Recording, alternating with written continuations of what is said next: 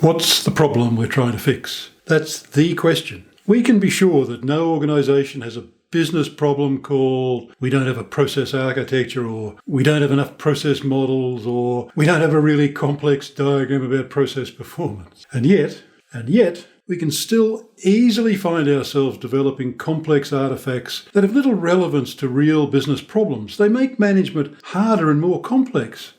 But hey, it's a nice diagram. No, it's a self-licking ice cream cone. That's something that has few, if any, benefits and exists primarily to justify its own ongoing existence. In this video, I want to discuss some guardrails that will keep us on track and help us to avoid investing in self-licking ice cream cones. So a self-licking ice cream cone is something that is very clever, but essentially useless. Something that looks good, looks like it should be useful, but in a practical sense makes no difference at all, might even make life more difficult. And in our process world, it's so easy for us to develop diagrams and artifacts, constructs, architectures that might look useful, but actually they're making management more difficult, more complicated. They're making it more difficult for us to make good quality decisions. They're not helping, they're hindering management. And that's not what we're trying to do in process-based management. We want to make it simpler and easier to make continuous high quality decisions about management and the delivery of value to our customers and other stakeholders. So we need to avoid self-licking ice cream cones, of course. What I want to do is just go through quickly each of these 6 examples of where we could develop a self-licking ice cream cone, and then we'll talk later about how we might avoid that. So the architecture of despair. Of course, the enterprise process architecture is fundamental to process-based management. It's what we use to guide our horizontal cross-functional management. So we need to have a process architecture. And when I'm doing a process architecture, I hope you as well, you would start at the top, literally with strategy, and work down from there. But there is a way of doing it from the bottom up, or doing something from the bottom up. We'll talk in a moment about whether it's a process architecture. But you go around to each of the business units, the departments, and you make a list of all of the things they do. And you think of those as low-level processes. And then you've got hundreds or maybe thousands of them. And you do some kind of affinity mapping and you aggregate them upwards. And you'll end up with something that you could say looks like a process architecture. But its relationship to strategy would be random, wouldn't it? Some aspects of it might reflect strategy seemingly, but that's just happy circumstance. It's not deliberate. So you've got something that looks like a process architecture. It's a hierarchical set of processes, but really I don't think it's a process architecture. I think it's a self-licking ice cream cone, because it doesn't help us understand how we execute strategy. It's created in a totally different way and gives us something that's unrelated to the way in which we create, accumulate and deliver value across the organisation to execute strategy. So that's the architecture of despair. It's a self-licking ice cream cone. There are many videos in this series that are about process KPIs and KPI targets and performance frameworks and the delivery of value, because that's what process-based management's all about. The purpose of process is performance, and we need process KPIs. Now, it is possible to end up with this performance framework, this set of KPIs that look good and they look like they might be usefully measuring the performance of processes, but perhaps they're not. If we selected the wrong KPIs or the wrong targets for the KPIs, or we just picked KPIs that already existed in the functional list of KPIs that we developed when we did the strategy rollout, then we're not measuring process performance at all. These are not process KPIs. They're KPIs, but for something else. So we could actually build a very nice looking framework of process performance management with lots of KPIs built in there and lots of targets, and it might look good, but it's not a tool for effectively managing the performance of processes. It's you guessed it, a self-licking ice cream cone. Process improvement projects are supposed to improve processes. There's a clue in the name. But not every PIP does that. You've probably been involved in some. Maybe you even run some that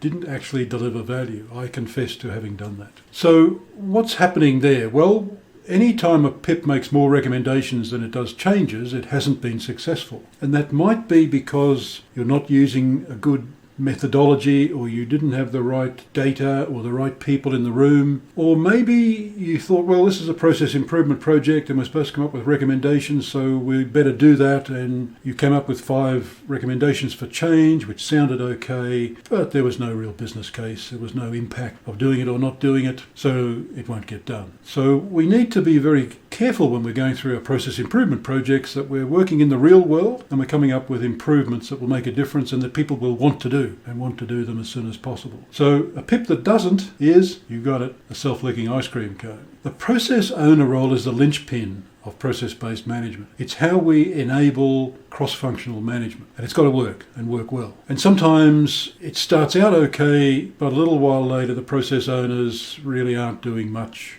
and perhaps they want to but they're not able to, and things just haven't been set up properly. It's kind of not been designed for success. And it might be that the process owner doesn't have time, doesn't have the resources, doesn't have the management or executive support. Maybe the Office of BPM is too busy to help them. But for whatever reason, we've set up process owners and we've kind of kicked them off and wished them well, and it worked okay for a while and now it's not. But it looks good. We've got a nice process governance model. We've got process owner role descriptions and we've got lots of documentation about it. We might have even created some process models, but processes are not being governed. Cross-functional management's not happening. Perhaps we tried to do too much at the start. Rather than having 2 or 3 process owners to start with, maybe we started off with 30 or 40. And it's not that can't work, but gee, it's a lot harder. So for whatever reason, our whole process governance model isn't working. And it's not so much a model for how we're going to manage in that horizontal direction. It's you guessed it, self-licking ice cream cone. The OPPI is the Office for the Prevention of Process Improvement, which nobody starts out trying to set up. And they certainly don't want an SLICC, self-licking ice cream cone, OPPI. A slick OPPI sounds like something you might want to have, isn't it? Until you understand what the acronyms mean. So the OPPI comes about when we set up the Office of BPM, Centre of Excellence, whatever it's called, and we tell them that they do all of the process work. Well, as soon as you say that, as soon as you set up that office to do all of the work, then obviously you're going to create a bottleneck. If they're successful, they're going to be asked by lots of people to come and help, but we'll be there in 6 months because we're busy, and then the whole process-based management initiative gets a bad name because nothing's happening. So we don't want a slick OPPI. We want a genuine process centre of excellence, or an office of BPM that's working and is building capability across the organisation. So our last example here, lost luggage processes. Now, of course, luggage gets lost. We don't work in perfect systems, so things will go wrong.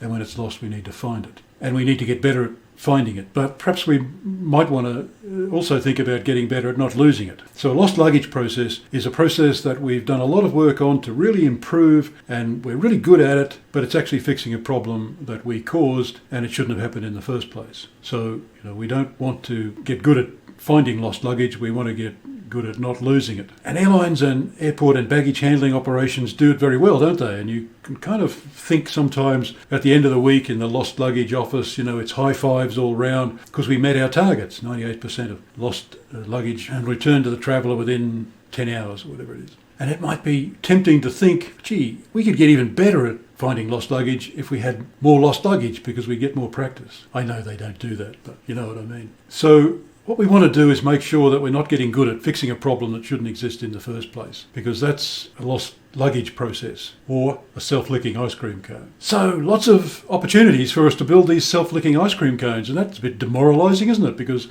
that's not what we want to do. We want to be improving management, improving outcomes, improving the quality of the delivery of our processes in the organisation, not wasting time on things that are making life more difficult. So how do we get around that? Well, there is a solution, and I think it's relatively straightforward, actually. I think what we need to do is make sure that we apply all of our process management and improvement thinking to the processes of process management and process improvement. We need to take our own advice. So the process of process management and process improvement, they should be the best examples we have of good process management. I mean, that would make sense, wouldn't it? If we want to be credible out there with those people to whom we're evangelizing process-based management, we better have some good examples of what happens when you manage processes. So we need to demand authenticity of our whole process-based management operation. Think about the inverse. Think about this. What if the process of process management and improvement was the best process in your organisation? The thing that your organisation was best at, was most efficient and effective at, was improving all of its other processes. No self-licking ice cream cones in there. It would have a profound effect, wouldn't it? What would that do in your organisation? Thanks for joining me for this Process Insight. I hope you're finding these videos useful. Please let me know in the comments. Do you have any examples you can share about self-licking ice cream cones you've seen in your travels? I mean, not in your own organisation, of course, but in other places. You have my contact details. I'd be delighted to connect, and thanks for sharing this time with me. If you'd like to continue the conversation, I'd love to hear from you.